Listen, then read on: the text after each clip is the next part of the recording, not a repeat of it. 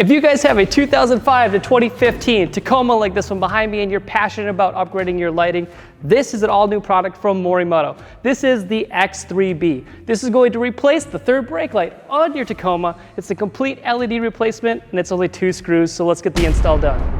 By now, your guys' third brake light's probably hazing over and you can hardly see it turn on when you hit the brakes anyways. So it's a great idea to have an incredible upgrade like this replacement housing from Morimoto. It is the perfect grand finale for detail-oriented enthusiasts who just want to say no to stock.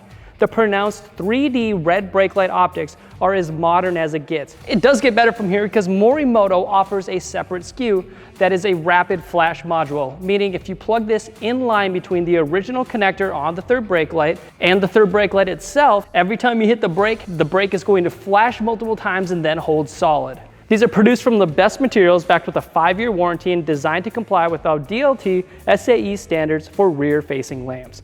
They're all engineered, tested, and distributed by Morimoto here in the USA. This is not only an affordable upgrade, but it's easy to install, and let's show you that now. Grab a Phillips screwdriver, remove the 2 screws holding in the brake light. Now here's where it gets tricky. You are gonna have to take a pry tool and pry all the way around this third brake light in order to get it free.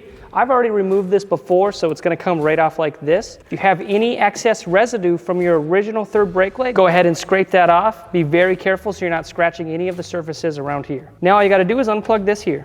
Now grab your X3B and plug it in if you don't want that rapid flash module. It's plug and play from here, put in your 2 screws and you're good to go. Since I personally enjoy that rapid flash module, I'm gonna go and remove this original wiring on the backside of the new X3B. I'm now gonna plug this in. This is the rapid flash module. Plug it in.